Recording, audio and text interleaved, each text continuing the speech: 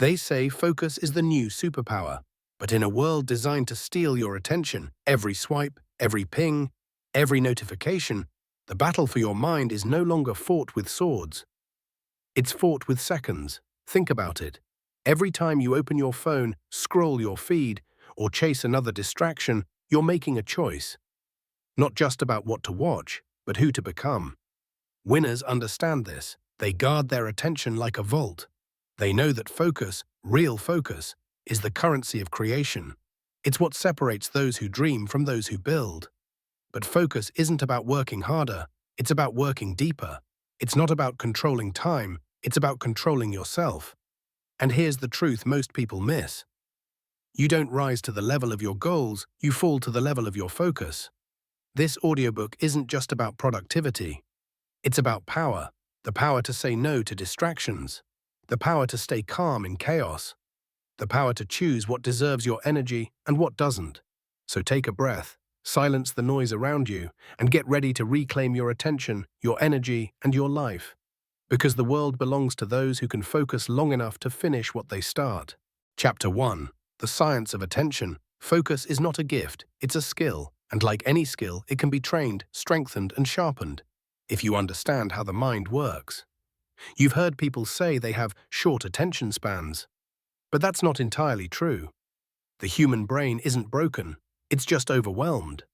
We've gone from protecting ourselves from predators to protecting ourselves from push notifications. Every alert, every buzz, every "you might like this" is a shot of dopamine, a chemical trick that keeps you chasing novelty instead of mastery.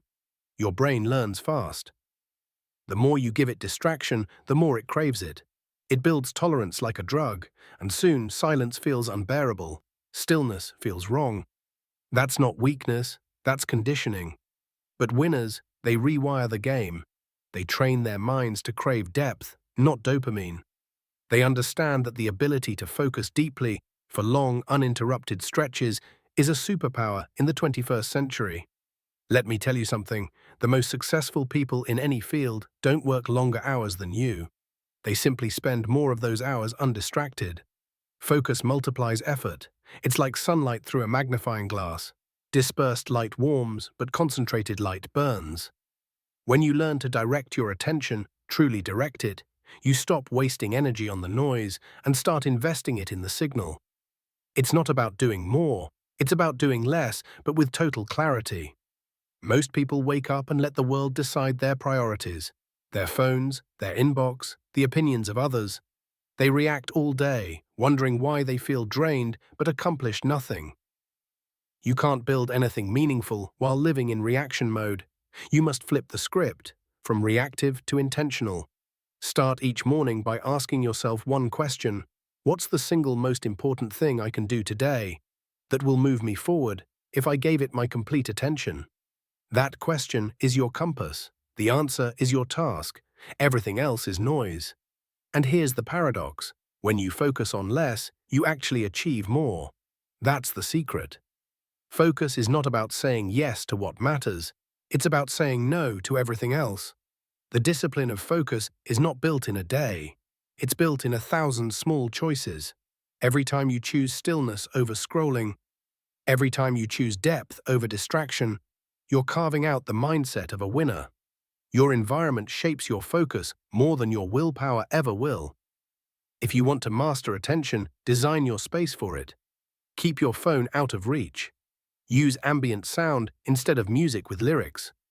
Work in blocks, 50 minutes of pure effort, followed by 10 minutes of reset. Don't chase the perfect routine, chase consistency. Your brain thrives on rhythm. The more predictable your focus ritual becomes, the easier it is to drop into flow. Flow, that deep, immersive state where time disappears, isn't magic. It's a result of clarity and challenge meeting perfectly in sync. When you know what to do, and it stretches you just enough, you enter the zone. That's where winners live. So the next time you find yourself reaching for your phone mid-task, pause and remember. Distraction is expensive. It costs you presence. It costs you progress. It costs you peace. Focus isn't about perfection, it's about returning. Each time you return your attention to the task, you're building your focus muscle. Each time you return, you're winning the inner battle, And one day, without even realizing it, you'll notice something shift. The noise will fade, the world will slow down, and what once felt impossible will finally feel inevitable. That's the power of focus. That's the foundation of a winner's mind. Chapter 2. The War for Your Attention. You don't lose focus because you're lazy. You lose focus because the world is engineered to steal it. Every sound, every color, every vibration in your pocket. It's designed to pull your mind somewhere else. Attention has become currency. And you are the product. Think about it. You open your phone for a quick check. 5 minutes later, you've scrolled through the lives of 10 strangers, watched 2 highlight reels, and compared your reality to someone else's illusion. And what do you get in return? A hit of dopamine, short, sharp, and empty. We are drowning in information, but starving for meaning. We've traded depth for speed, understanding for stimulation. And yet, we wonder why we feel restless, scattered, unfulfilled. You can't create anything powerful in fragments. You can't build greatness in half attention. The truth is, focus is not just about willpower. It's about environment, identity, and intention. When your surroundings scream for your attention, your mind becomes a battlefield, and every notification, every distraction, every digital temptation is another soldier in the war against your purpose. But here's the thing about winners.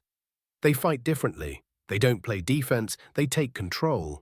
They don't just delete apps. They design lives. They build systems that protect their attention the same way a fortress protects a king. Because they know that if you don't protect your focus, someone else will profit from it. Focus doesn't begin in your schedule. It begins in your values. Ask yourself, what truly matters? What's worth your energy today? What's worth sacrificing comfort for? When you know what matters, distractions lose their power. Let's be honest, most people aren't tired from doing too much. They're tired from doing too many unimportant things.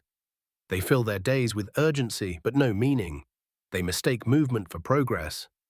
You can be busy every second and still go nowhere. You can live your entire life reacting and never really act. That's the difference between noise and signal. Noise demands your attention. Signal deserves it. Every day the world hands you noise, breaking news, viral videos, endless updates. But signal, that's rare, that's purpose. That's the quiet whisper that tells you, this matters, stay with it. You can only hear that whisper when the noise fades. And the noise only fades when you make the decision to disconnect. Disconnect from the constant scroll. Disconnect from the urge to check, compare, respond. Disconnect from everything that fragments your focus. This is not about rejecting the modern world, it's about reclaiming control over your attention within it. Winners don't let the world dictate their rhythm. They set their own tempo. They know when to be reachable and when to disappear into the deep. They understand that boredom is not an enemy of productivity. It's the birthplace of creativity. Most people panic when they're bored. They reach for stimulation like oxygen. But boredom is a signal. It means your brain is ready to create, ready to think, to imagine, to solve. Every great idea you've ever had came in a quiet moment, not when you were scrolling, but when you were still. Because silence sharpens thought, and thought sharpens reality. To master focus, you must master solitude. Solitude isn't loneliness. It's clarity. It's the space where your mind finally has room to breathe. When you sit with your own thoughts long enough, they stop screaming and start speaking. You begin to notice what truly drives you, and what's been driving you insane. Spend time alone without the digital world intruding. Walk without music. Sit without a screen. Think without distraction. At first, your mind will resist. It will crave noise. That's normal. It's withdrawal, because you've been overdosing on stimulation. But keep going. Stay in that silence long enough, and something powerful happens. You reconnect with yourself. You start remembering what mattered before everything got so loud. That's when focus stops being a struggle and becomes your nature. Let's talk about energy. Focus isn't just mental, it's physical. Your brain consumes energy every time it concentrates. Poor sleep, bad nutrition, endless multitasking, they drain your capacity to focus before you even begin. So guard your energy like treasure. Start with your mornings. The first hour of your day is sacred. Don't give it away to screens, texts, or noise. That first hour should belong to clarity, not chaos. Move your body. Breathe deeply. Journal your intentions. Feed your mind something that strengthens it. Because how you start determines how long you can stay in control. Here's something most people don't realize. Multitasking is a myth. Your brain can't truly focus on two complex things at once. It switches rapidly, burning energy and killing depth. You don't save time. You lose precision. Every switch costs attention. Every interruption costs momentum. That's why deep work, sustained, focused effort, feels rare, because it is. But that's also why it's so valuable. In a distracted world, the ability to focus deeply is a competitive advantage. Not just in business, but in life. If you can stay calm while others panic, stay consistent while others chase trends, stay patient while others rush, you'll win in ways most never will. Because focus builds endurance, and endurance builds greatness. Let's end with this. Your attention is the most valuable resource you own. Don't spend it. Invest it. Every moment you give to distraction is a withdrawal from your dreams. Every moment you give to focus is a deposit toward your future. Ask yourself, where's your attention going today? Is it building you or breaking you? Is it noise or is it signal? Remember this, you can't control the world, but you can control your focus. And when you master that, the world starts moving in your rhythm. Focus is not something you chase, it's something you choose. And when you learn to choose it every day, you stop chasing success and start creating it. Chapter 3. The Discipline of Consistency. Everyone wants focus, but few understand that focus without consistency is just a spark, bright for a moment, gone the next. Consistency is what turns sparks into fire. It's what transforms ordinary effort into unstoppable momentum. It's not sexy, it's not loud, but it's the quiet force that makes greatness look inevitable. The truth is, no one ever becomes disciplined by accident. No one drifts into consistency. It's built, choice by choice, habit by habit, day by day. And here's the part most people don't like to hear. You don't rise to the level of your motivation. You fall to the level of your discipline. Motivation gets you started. Discipline keeps you going when motivation disappears. And it will disappear, because life isn't a highlight reel. It's repetition. It's waking up and doing the same thing you said you'd do long after the excitement has worn off. Winners don't rely on how they feel, they rely on what they've built. They know that emotion is fleeting, but structure endures. If you want to master focus, you must learn to honor your commitments even when no one is watching. You must become accountable not to pressure, but to purpose. There will be days you won't feel like showing up. Days when the world feels heavy and your energy runs thin. Those are the days that test who you truly are, because anyone can work when it's easy. It's what you do when it's boring that builds greatness.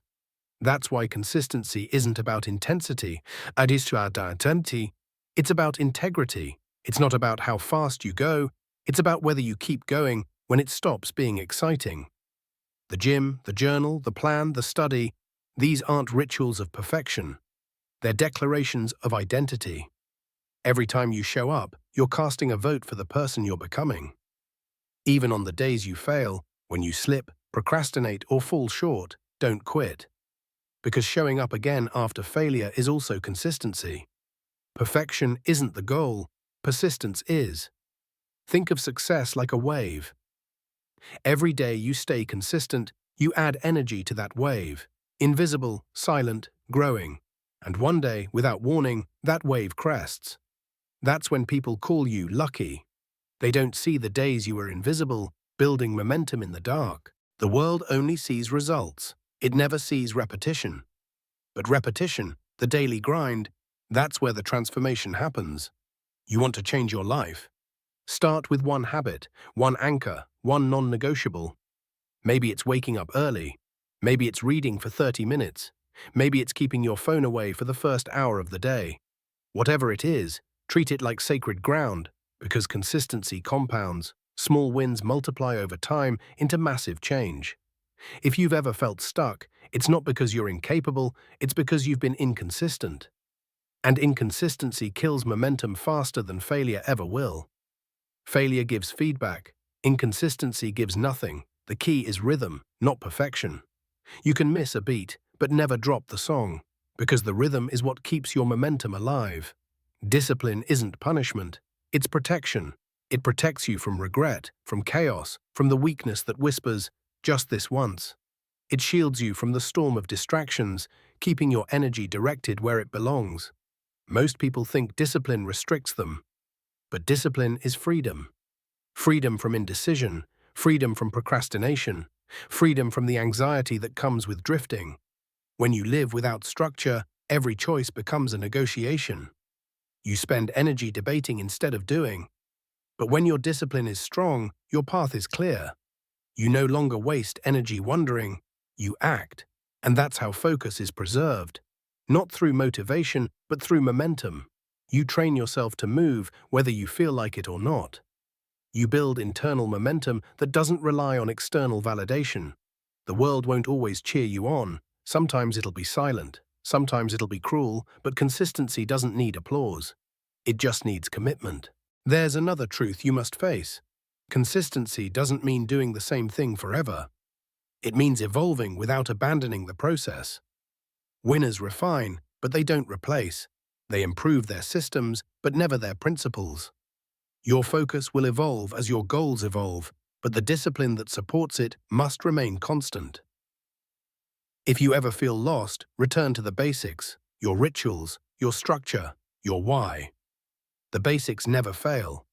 They just get forgotten. When you return to them, you realign with your center, and from there you can rebuild anything. Every champion, every creator, every visionary, they all have one thing in common. They mastered the art of doing what others avoid. They worked when they didn't feel like it. They persisted through the plateaus. They built momentum when no one was watching. And that's how they became unstoppable. Not because they were born gifted, but because they refused to stop showing up. Consistency is how you win invisible battles. It's how you earn confidence without words. It's how you teach your mind to trust itself again. Because the truth is, self-doubt doesn't come from failure. It comes from breaking promises you make to yourself. Every time you say you'll do something and don't, your confidence weakens. But every time you follow through, even in small ways, you rebuild that trust. That's what self-belief really is. Evidence. Not affirmations, not hype. Evidence, built one action at a time. So the next time you're tempted to skip a day, remind yourself, this isn't about perfection. It's about proving to yourself that you're reliable, that you can count on you. There's power in repetition, power in routine, power in showing up, even quietly, especially quietly. Every time you follow through, you're engraving a message deep within your identity. I'm the kind of person who finishes what I start. Say that to yourself. Live it, because that's what separates winners from wanderers. Anyone can start strong, but only those who master consistency cross the finish line. So stay the course. Show up again tomorrow. Build the fire, slowly, steadily, relentlessly. And one day, when the world finally sees your results, you'll smile quietly because you'll know the truth. It wasn't talent, it wasn't luck. It was consistency, day after day, when no one was watching. That's how focus becomes unstoppable. That's how winners are made. Chapter 4. The War Against Distraction. It always starts the same way. You wake up, determined to stay focused. Today will be different, you tell yourself. But before your feet even touch the floor, your phone lights up. Notifications, messages, noise. The day hasn't even begun, and already you're under attack. Because distraction is the modern enemy of focus. It doesn't shout, it whispers. It doesn't break in, it seeps in, slowly, quietly, until you can't tell where your attention went, only that it's gone. We live in a world that profits from your distraction. Apps are designed to hijack your dopamine. Content is engineered to steal your curiosity. And every moment you give away your attention, you surrender your potential. Focus isn't lost by accident, it's taken. And the worst part, You often give it away willingly. Distraction is seductive because it feels like progress. Checking, scrolling, refreshing, it tricks your brain into thinking you're doing something. But you're not. You're reacting. You're consuming. You're running in place while thinking you're moving forward. And it's not your fault, not entirely. Your mind was built for survival, not for focus. It craves novelty, stimulation, and connection. It wants the easiest reward, the quick hit of dopamine, not the slow burn of mastery. That's why real focus feels hard. Because it is. You're not just fighting laziness, you're fighting biology and billion-dollar algorithms. But here's the truth. Winners don't escape distraction. They learn to dominate it. They don't rely on willpower alone. They design their environment to make focus inevitable. Think of your attention as a fortress. Every notification, every pop-up, every buzz is a siege weapon aimed at your gates. You have to defend it like your life depends on it. Because, in a way, it does. Your life is made up of what you pay attention to. If you let distraction own your focus, it will own your future. Start with silence. The world fears silence because silence demands awareness. It strips away the noise and leaves you face to face with what truly matters. And sometimes that's uncomfortable. But silence is where clarity lives. When you disconnect, even for a few minutes, you start to feel your mind again. Your thoughts breathe. Your creativity wakes up. Your focus sharpens. That's why the most productive people aren't the busiest. They're the most intentional. They guard their attention with ritual-like precision. They understand that distraction isn't just stealing time, it's stealing purpose. Every moment spent reacting is a moment not spent creating. Every scroll through a feed is a scroll past your own potential, and every distraction answered is a dream delayed. But don't mistake this for guilt. This isn't about shame. It's about power, because once you become aware of how distraction works, you can break its hold. Start small, turn off one notification, schedule one block of deep, uninterrupted work. Put your phone in another room. Protect 1 hour, fiercely.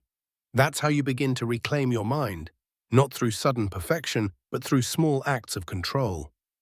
Each time you resist the urge to check, you strengthen your discipline. Each time you stay present, you weaken distraction's grip. That's how focus becomes a habit. Through micro-decisions repeated consistently. And soon, something remarkable happens. The silence that once felt uncomfortable starts to feel sacred. The stillness that once felt boring starts to feel powerful. You begin to crave depth instead of stimulation. That's the transformation from distracted to deliberate. But you must understand this. Distraction isn't just external. It's internal. It's not just the phone in your hand, it's the thoughts in your head, the fears, the doubts, the mental noise that pulls you away from the present moment. The hardest distractions to silence are the ones that sound like your own voice, the what if I fail, the what will they think, the endless mental chatter that keeps you stuck in imaginary battles. You can't fight those thoughts by force. You have to observe them, not obey them. Awareness is the first weapon of focus. When you become aware of distraction, when you see it, name it, and pause, you rob it of power.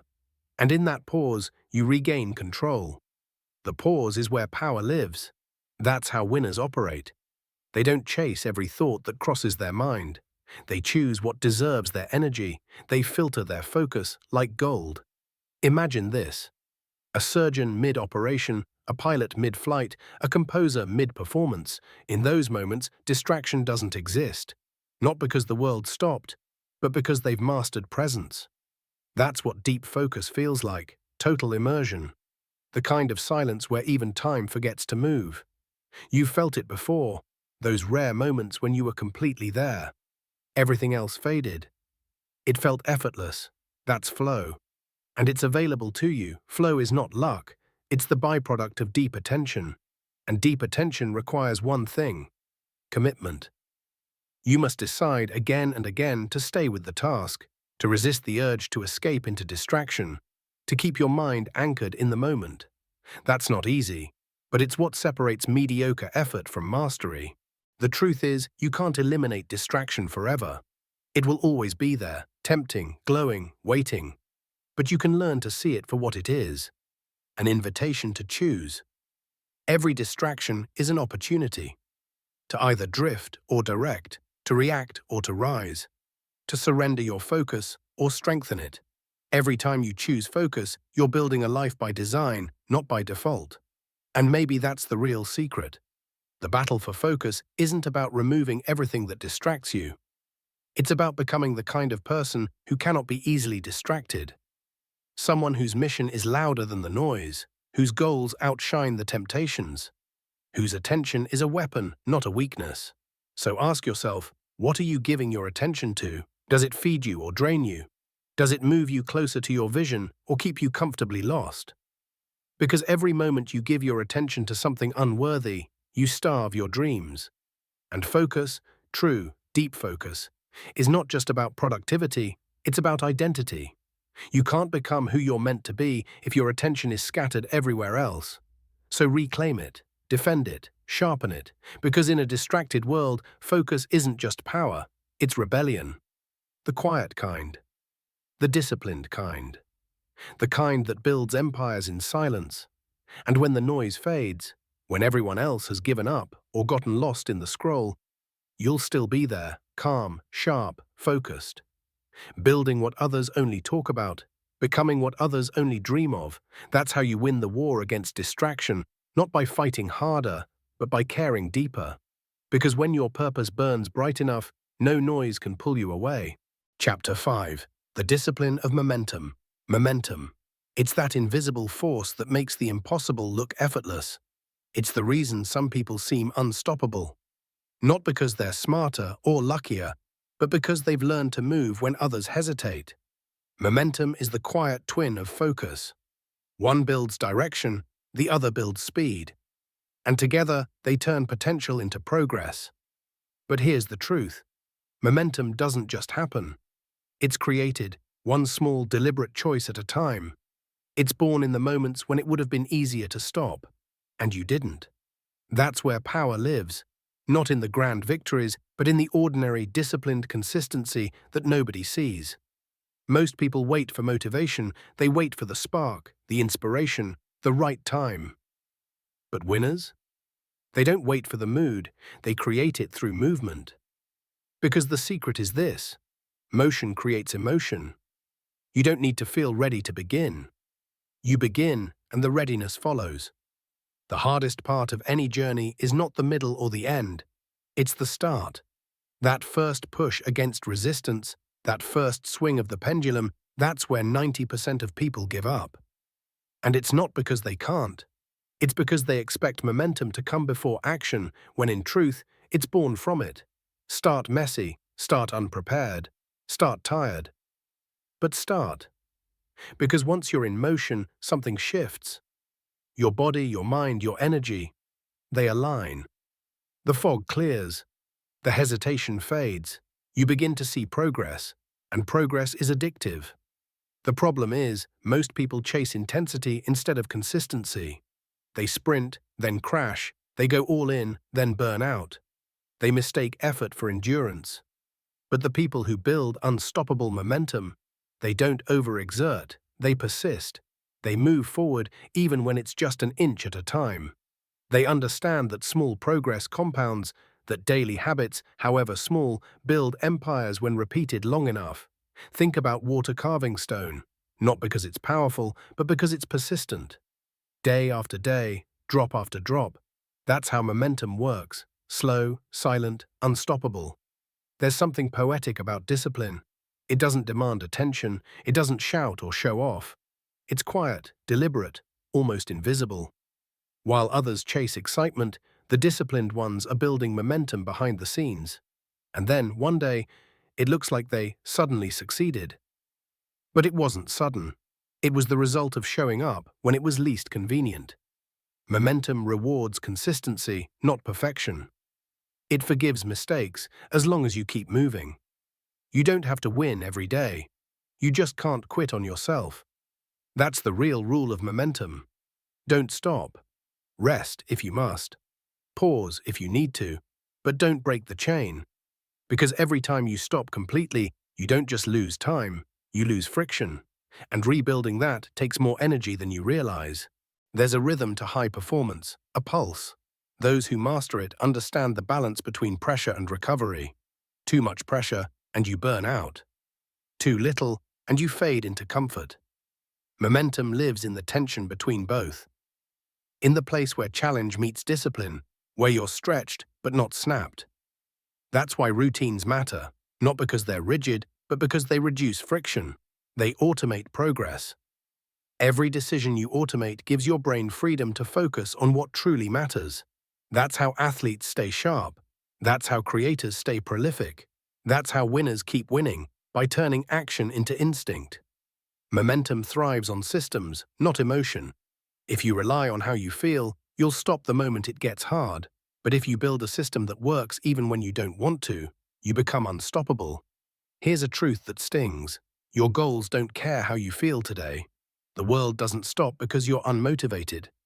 So you can either be ruled by your moods or ruled by your mission. Momentum doesn't ask for your enthusiasm, it asks for your commitment. Because motion, even imperfect motion, is infinitely more powerful than hesitation. Every action you take is a vote for your future. Every repetition, every choice, every small decision adds up. And one day, you'll look back and realize, the mountain you were climbing is now far below you. That's the magic of momentum. It doesn't roar. It hums, quietly, faithfully, relentlessly. There's another truth. Momentum doesn't just move you forward, it reshapes your identity. Every time you keep your word to yourself, you build self-respect. You begin to see yourself as capable, reliable, strong. And that's the foundation of confidence. Momentum builds trust, not with others, but with you. And once you trust yourself deeply, you stop negotiating with your excuses. You stop doubting your direction. You simply move, because movement is who you are now. That's how real transformation happens. Not in breakthroughs or overnight success, but in those quiet, ordinary days where you do what you said you would, especially when you don't feel like it. So how do you build momentum and keep it alive? First, simplify. Remove everything that slows you down. Clutter, noise, distraction. Make it easy to start. Momentum feeds on clarity. Second, lower the bar for beginning. Instead of saying, I'll work for 3 hours, say, I'll start for 5 minutes. Because once you start, your brain resists stopping. That's how the habit loop works. Inertia favors motion. Third, celebrate progress, but don't worship it. Appreciate your wins, but stay hungry. Momentum dies when satisfaction replaces purpose. And lastly, surround yourself with people who move, because energy is contagious. You can't build momentum in a circle that rewards stagnation. Find those who make movement normal, who push, not complain, who challenge, not comfort, who see effort as art. That's how you grow faster, through proximity to momentum. Momentum doesn't make life easy, it makes it meaningful. It doesn't remove challenges, it gives you the strength to meet them head on. And once you've built it, it becomes your shield against self-doubt. Because deep down, you know you can keep going. You've done it before, you can do it again. That's what separates those who almost did from those who actually do. Momentum isn't luck, it's earned discipline in motion. It's not the product of a single victory, but of countless unseen efforts that stack, compound, and finally break through. It's the power of showing up, again and again, until your actions make noise louder than your excuses. So when it gets heavy, when you feel tired, when nothing seems to move, just remember, you don't need to feel strong to stay in motion. You just need to refuse to stop. Because once momentum is on your side, even gravity starts to work with you. And the unstoppable version of you, that's not a fantasy, that's the you that never gave up the push. Keep moving, keep building, keep your promise to your own progress. Because momentum is more than a force. It's your proof that persistence works. And once you have it, you don't just move through life, you flow through it. Chapter 6. The Discipline of Deep Work. There's a difference between being busy and being productive. One keeps you occupied, the other moves your life forward. Most people confuse the two. They chase the feeling of progress instead of progress itself. They live in a loop of distractions, answering emails, scrolling through updates, attending meetings that mean nothing. They mistake motion for meaning.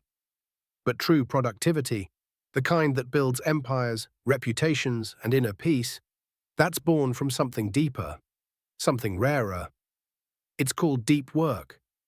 Deep work is the art of entering a mental zone so focused, so undisturbed, that the world fades away. It's when time bends, when you look up and realize hours have passed, and yet it feels like minutes. That's when you're not just working, you're creating. But this state, it's fragile, and the modern world is designed to destroy it. Every vibration, every ping, every flashing notification, it's not just a distraction.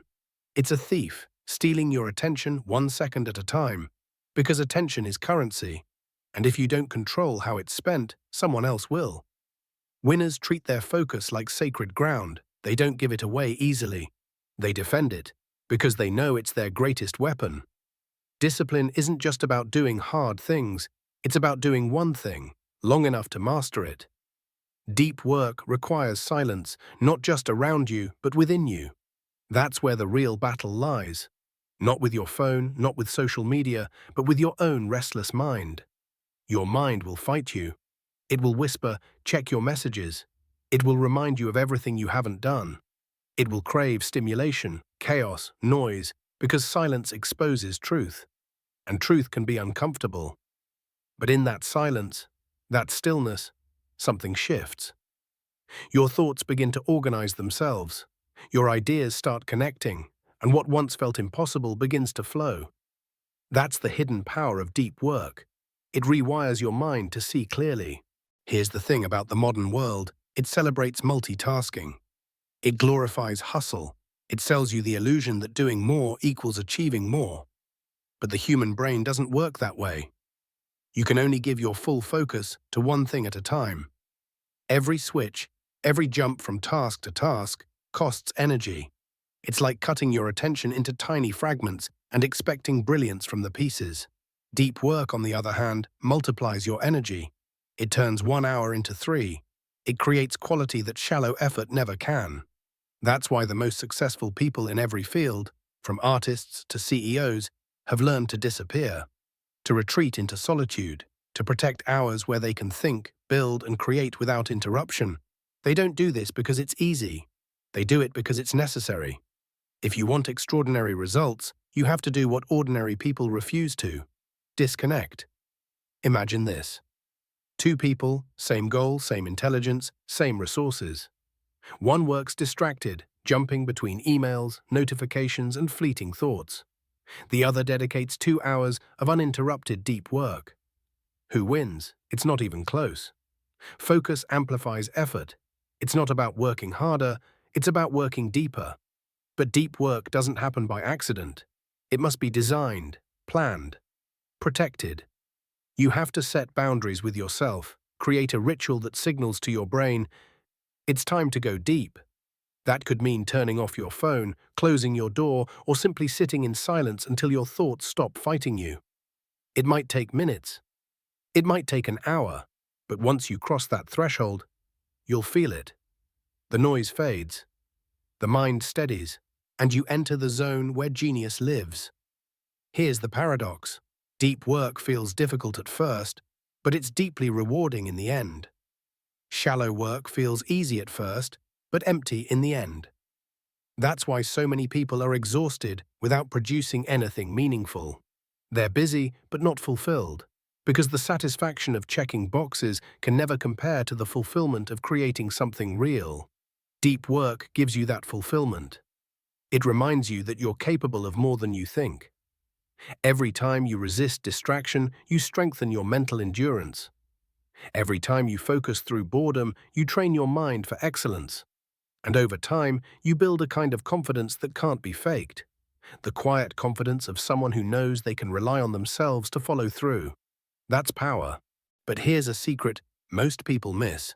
Deep work is not just about doing, it's about being. It's about being present, being intentional, being fully in the moment with what's in front of you. Whether that's writing, coding, painting, studying, or even talking to someone you love. Because when you give your full presence to something, it transforms. Ordinary tasks become meaningful. simple moments become profound. Presence is the foundation of mastery, and deep work is how you practice it. When you learn to be present in your work, you'll start being present in your life. And that's where balance begins. Think about this. If you divided your day into fragments of chaos, how could you ever feel whole? Deep work isn't just a productivity tool. It's a healing process. It restores order to a scattered mind. It brings coherence back to your thoughts. It reminds you that simplicity is strength. The modern world rewards the visible, the loud, the fast, the constant. But deep work rewards the invisible, the patient, the deliberate, the consistent. And in a world addicted to noise, your silence will make you powerful. So start small, one focused hour a day, then 2, then 3. Treat those hours as sacred, because they are. That's where you'll create your best work. That's where your ideas will mature. That's where you'll separate yourself from the average. And soon people will start to notice something different about you. Your work will feel sharper, your thoughts clearer, your confidence deeper. They won't understand how you do it, but you will, because while they were chasing noise, you were building focus. While they were distracted, you were growing stronger. And in that silence, you found yourself. That's the discipline of deep work, the quiet rebellion against a world that wants your attention more than your potential. Protect it, practice it, and watch your life change in ways distraction could never deliver. Chapter 7. The Battle Against Procrastination. There's a quiet enemy that lives inside all of us. It doesn't shout, it whispers. It says, "You can do it later. Tomorrow is better. You're not ready yet." And we listen, again and again. That enemy has a name: procrastination. It's not laziness, it's fear. Fear of discomfort, fear of failure, fear of success even. Because when you act, you risk. And when you risk, you could fail. So instead, we hesitate. We wait for the perfect moment, one that never comes. We disguise hesitation as preparation. We call it thinking it through. We convince ourselves that delay is strategy when it's really avoidance. The truth is, procrastination doesn't steal hours. It steals potential. Every later you tell yourself is a doorway to regret. Think about this. How many ideas have died because someone waited too long? How many dreams stayed dreams because the courage to start never came? We like to imagine that success begins with motivation, but it doesn't. It begins with action. Motivation comes after momentum, not before it. That's the paradox that kills progress. People wait to feel ready, not realizing that readiness is something you build by doing. Winners know this. They don't wait for clarity, they create it. They move first, learn fast, and adjust later, because momentum is more valuable than perfection. Every time you take action, no matter how small, you weaken procrastination's grip. You teach your brain that doing is safer than delaying. But here's the secret. Procrastination isn't just about time. It's emotional. When you avoid a task, you're not avoiding the task itself. You're avoiding how the task makes you feel. Overwhelmed, insecure, uncertain. So instead of confronting that discomfort, you scroll, snack, clean, or make excuses. You trade long-term peace for short-term relief. That's how procrastination wins, not by force, but by comfort. It lulls you into a soft, quiet defeat. You don't notice you're losing until it's too late. The cure isn't discipline alone, it's awareness. You must learn to notice when you're slipping, to recognize that small moment of hesitation, the split second when your brain whispers later. That's your battlefield. Every time you push through that resistance, even just once, you take back control. Because procrastination thrives in unconsciousness. The moment you bring awareness to it, it loses power. So next time you feel that pull to delay, stop. Take a breath. Ask yourself, what am I really avoiding? Then act. Not perfectly, not fully, just start. Because the first 2 minutes, that's where the magic happens. Once you start, the resistance begins to fade. Once motion begins, momentum takes over. That's why the hardest part of anything is starting. You might think, but I need to be in the right mood. Here's the truth. Your mood is unreliable. It follows your behavior, not the other way around. You can't wait to feel inspired to begin. You begin, then you feel inspired. Action generates energy, movement creates motivation. So when your mind says, "I don't feel like it," answer back with action. Do it anyway, because every time you act in defiance of your feelings, you strengthen your character. And that's how you build mental toughness, not by waiting for comfort, but by choosing consistency. There's another layer to this: perfectionism. The illusion that if it's not perfect, it's not worth doing. Perfectionism is procrastination wearing a suit. It looks noble, even admirable, but it's still fear in disguise. It tells you that your work isn't ready, that you should tweak it just a little more, plan it just a bit longer. And before you know it, weeks turn to months. Ideas die quietly in the name of high standards. You don't need perfection, you need progress. You can't improve something that doesn't exist. Start messy, start scared, start uncertain. Because done is better than perfect, and finished is better than flawless. Here's something powerful to remember. Procrastination thrives in complexity. The bigger and vaguer a task feels, the easier it is to avoid. So break it down. Turn mountains into pebbles. Write the first sentence, make the first call, take the first step. When you simplify your starting point, you remove excuses, and with every small victory, momentum grows. Progress compounds, just like procrastination does. The only question is, which one are you feeding? Let's go deeper. Procrastination isn't just about tasks, it's about identity. Every time you avoid doing something important, you reinforce the identity of someone who avoids. Every time you follow through, even on something small, you reinforce the identity of someone who finishes. You're training your subconscious either way. You're always becoming something, either stronger or weaker. That's why it's not just about what you do. It's about who you're proving yourself to be.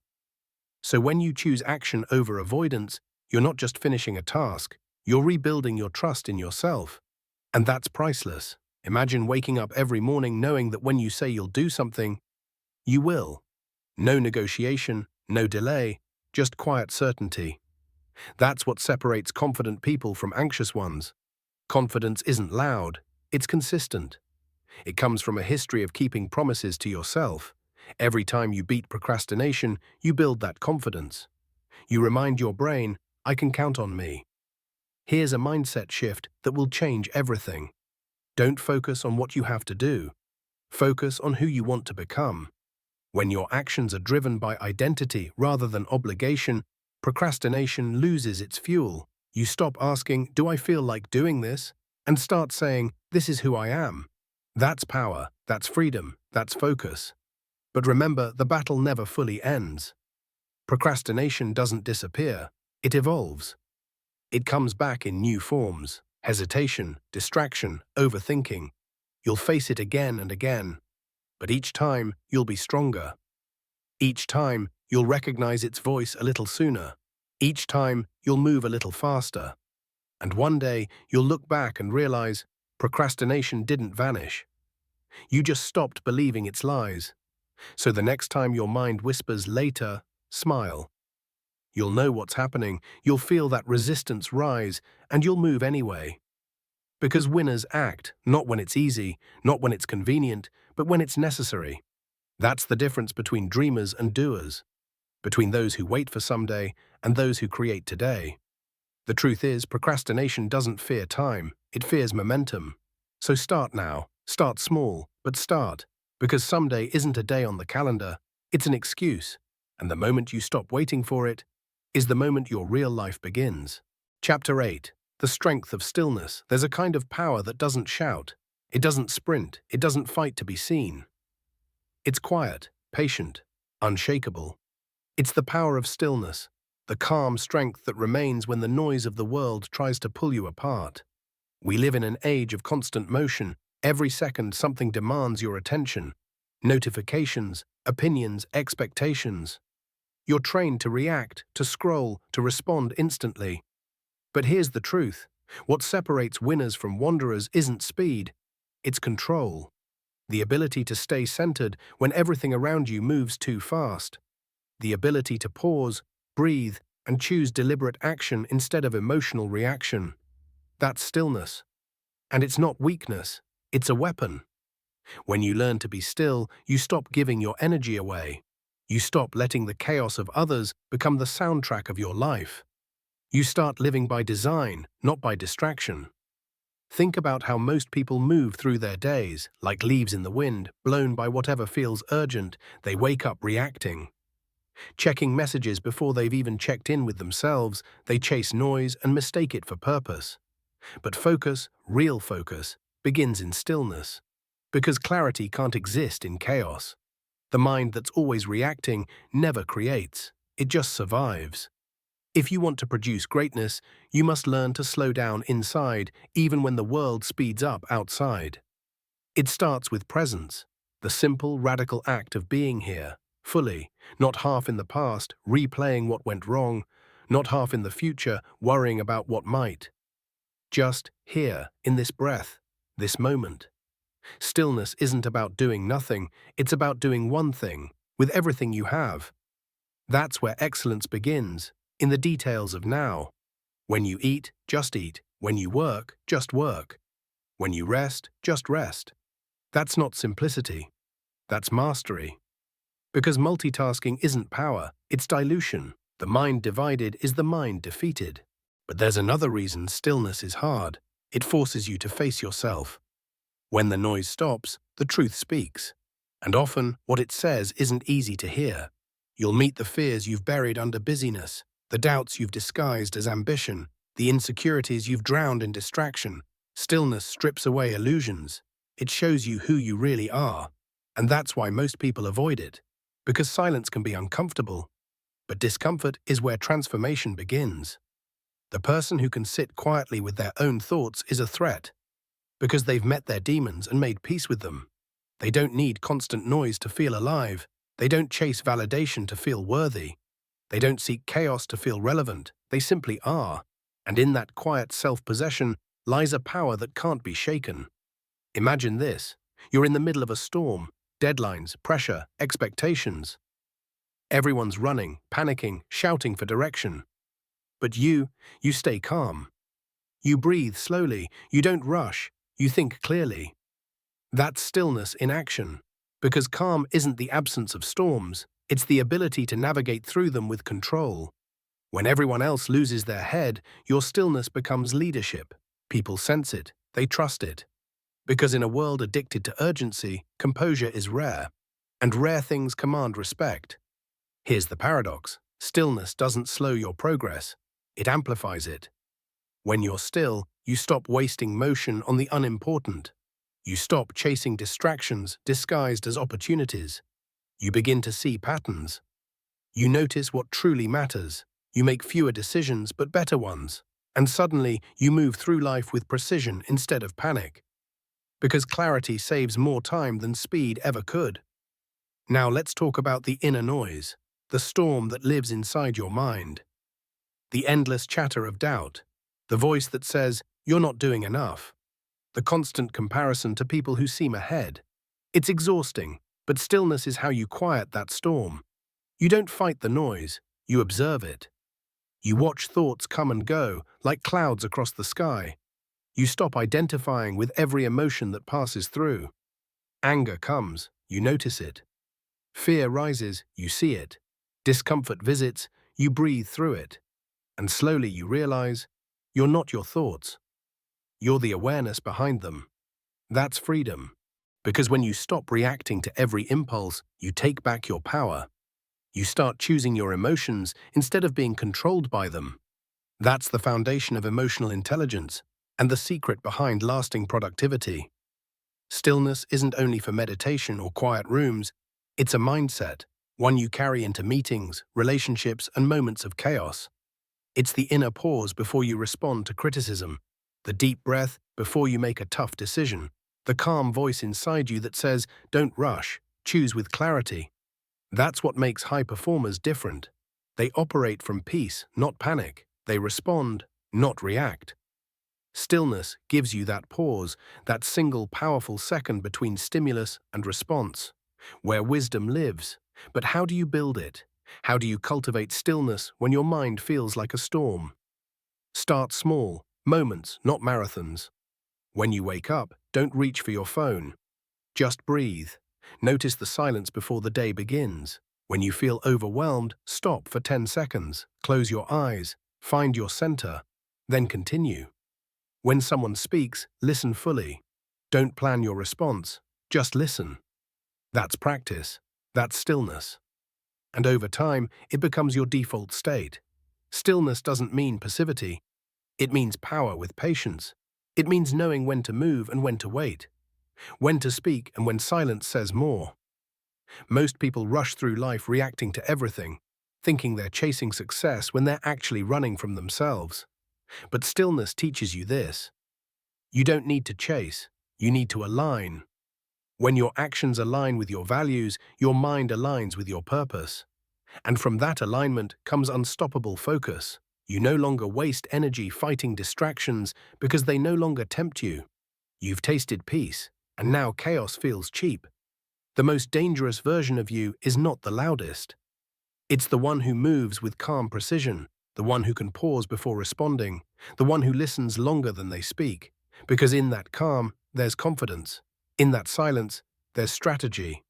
In that stillness, there's strength.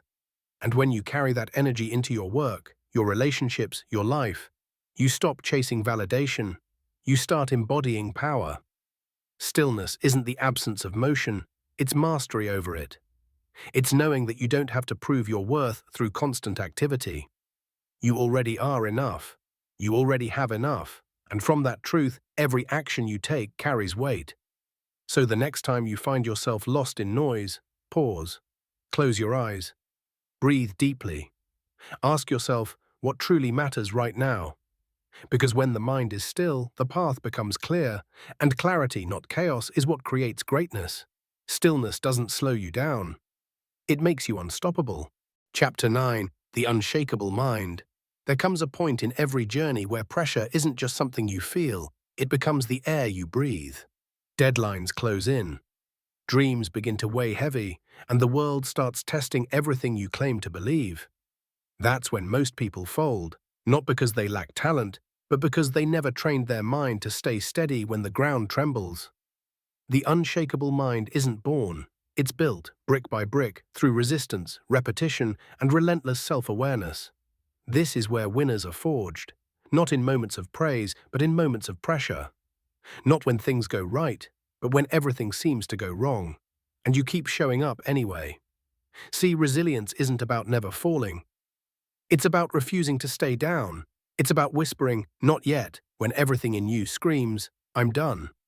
The unshakable mind doesn't depend on motivation. Motivation is fire, bright, loud, and gone by morning. Discipline, though, discipline is stone. Cold, heavy, unmoved, it's what keeps you standing when emotions betray you. Because here's the truth. Success isn't a straight climb. It's a grind through uncertainty. A test of patience, endurance, and self-belief. And the higher you climb, the louder the doubts become. That's why the battle isn't out there. It's in here, inside your head, inside your heart. Every day, your mind presents you with two choices: fold under pressure or focus through it. Complain about the weight or grow stronger because of it. Resilience is the art of choosing strength, again and again, even when it hurts. When the alarm rings before sunrise and the warmth of the bed whispers, "Stay." When your plans crumble and your ego begs for someone to blame. When fear tries to disguise itself as logic, telling you, "Maybe this isn't worth it." That's when the unshakable mind answers back, "It's worth it because I'm not the same person who started." Pressure reveals what comfort hides. You can't know your true power until life squeezes it out of you. When you train under stress, when you choose discomfort, when you face rejection, you're not losing. You're learning your limits, and every time you stretch them, you become harder to break. Resilient people aren't fearless. They've just learned how to move through fear without losing their footing. They don't avoid pressure, they use it. They've realized something most people never do. Pressure doesn't crush diamonds, it creates them. But let's be real, it's hard to stay strong when life keeps hitting. When every step forward seems to invite another setback. When effort goes unnoticed and dreams feel far. That's when your inner dialogue decides everything. because the mind can be your greatest ally or your worst enemy. If you feed it doubt, it will find excuses. If you feed it belief, it will find a way. And the words you repeat to yourself become blueprints for your future. So guard your self-talk like your life depends on it, because it does. Replace "I can't" with "I'll find a way." Replace "I'm tired" with "I'm built for this." Replace "Why me" with "Try me." That's how you rewire your mental code for endurance. That's how you build an unshakable mind. And here's something most people overlook. Resilience isn't about being tough all the time. It's about recovery. You can't push forever without rest. You can't stay sharp if you never slow down. Mental toughness isn't the absence of exhaustion, it's the wisdom to recharge before you break. It's giving yourself permission to pause, reflect, and rebuild stronger. Even steel bends before it snaps. You must learn when to stand firm and when to breathe. Stillness is part of strength. Rest is part of resilience. When you stop seeing recovery as weakness, you'll finally understand what sustainability really means. Every strong person you admire has faced moments of collapse. They've broken down in silence, doubted their purpose, wanted to quit more times than they'll ever admit. But the difference? They didn't let the fall define them. They turned every scar into strategy, every failure into foundation. They learned how to carry pain without letting it poison their purpose. You must do the same. Let your challenges train you, not tame you. Let your wounds remind you that you're alive, still fighting, still rising. Because scars aren't proof of defeat, they're proof of survival. And when you start viewing every obstacle as a classroom, something incredible happens. Life stops feeling like it's happening to you and starts happening for you. That meeting that didn't go as planned, it taught you patience. That friend who walked away, they taught you boundaries. That failure you thought would break you, it taught you who you truly are. Resilience turns pain into perspective. It transforms frustration into fuel. And when you start thanking life for its lessons, even the hard ones, you start winning in ways that can't be measured by trophies. An unshakable mind doesn't chase comfort. It seeks growth. It doesn't pray for easier days. It asks for stronger shoulders. It doesn't depend on external validation. It finds meaning in consistent effort. Every challenge becomes a mirror reflecting back your potential. Every setback, a sharpening stone. Every doubt, a test of faith. And one day you'll look back and realize the moments you thought would destroy you were the moments that defined you. You won't remember how hard it was to keep going. You'll remember that you did. Because real confidence isn't built when things are easy. It's forged in the dark, when no one's watching. When you're fighting your own weakness and refusing to surrender. That's where the shift happens. When you stop trying to escape struggle and start learning how to thrive inside it. The unshakable mind isn't loud. It doesn't need to prove. It just keeps showing up. Focused, composed, determined. Even when tired. Even when scared. Even when the odds look impossible. Because deep down, it knows pressure doesn't define the strong. Response does. So when the next storm comes, and it will, don't curse it. Don't run. Stand in it. Let it test you. Let it refine you. Because the mind that stays calm in chaos doesn't just survive. It conquers. And the person who can't be shaken can't be stopped. Chapter 10. Becoming the Storm. There's a moment, somewhere near the end of every transformation, when the world stops testing you and starts respecting you. Not because it suddenly became easier, but because you changed. You stopped reacting to everything. You stopped chasing validation. You stopped letting your emotions run your life.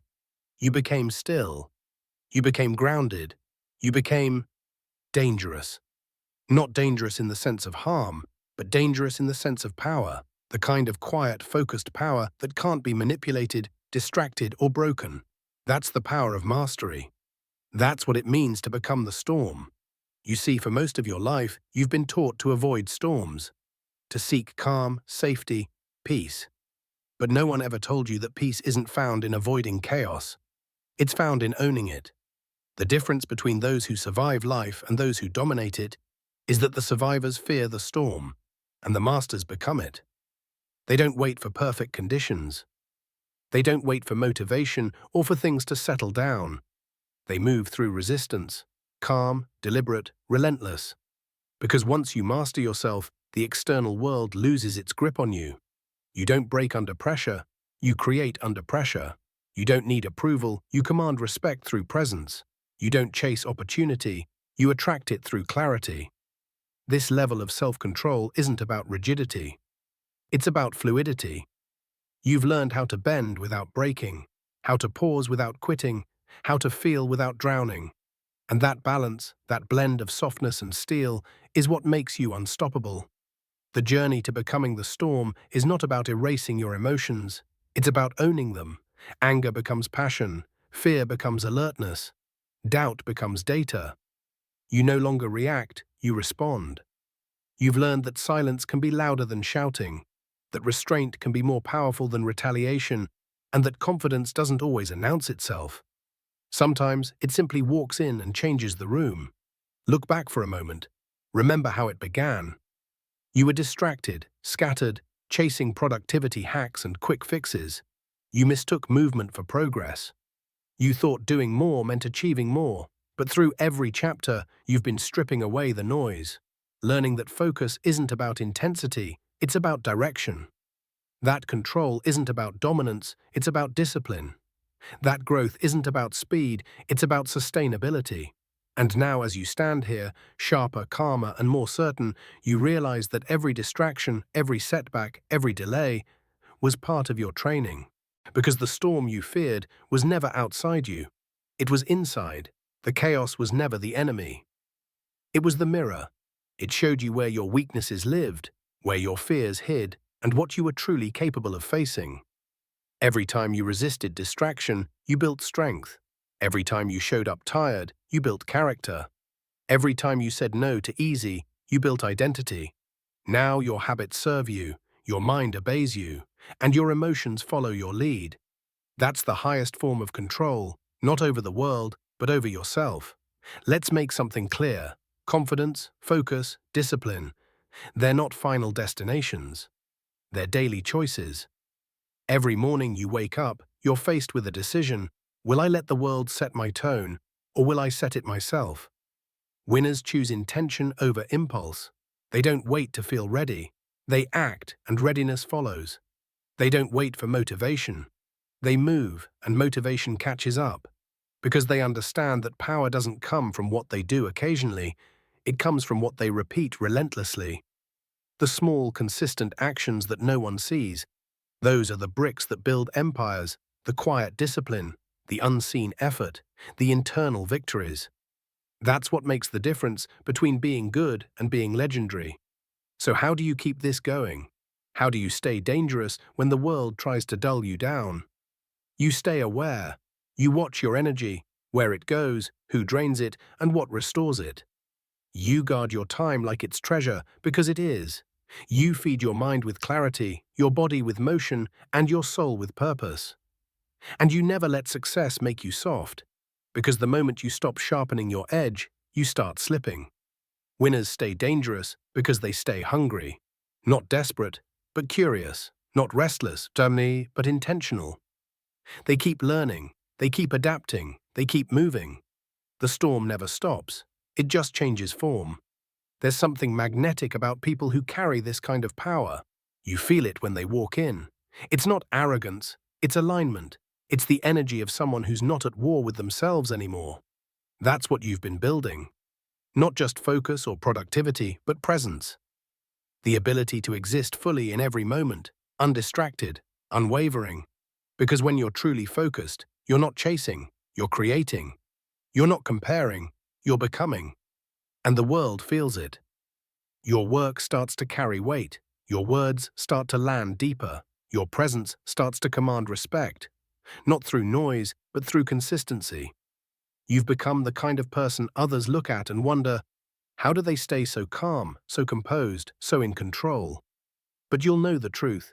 You'll know that this calm isn't natural, it's earned. It's built from every sleepless night, every self-doubt you faced, every fear you walked through instead of running from. And now, you are the storm. Not the kind that destroys, but the kind that transforms. You don't move with panic, you move with purpose. You don't run from resistance, you invite it. Because you've learned the secret most never do. Peace isn't found when life gets easier, it's found when you get stronger, so keep your eyes forward. Keep your mind sharp. Keep your standards high. Because when focus becomes who you are, not just what you do, you stop chasing success. You embody it. You've reached the point where everything that once distracted you now fuels you. Every moment that once broke you now builds you. And every challenge that once scared you now excites you. This is what it means to focus like a winner. Not to live without chaos, but to dance inside it. Not to wait for perfect moments, but to create them. Not to avoid the storm, but to become it. Now go. The world won't hand you peace. It'll hand you opportunity disguised as pressure. Step into it. Face it. Command it. Because winners don't wait for calm seas. They learn to sail in hurricanes. And when you do that, when you stop waiting, stop doubting, and start owning your power, you'll realize something profound. You were never meant to survive the storm. You were meant to be it.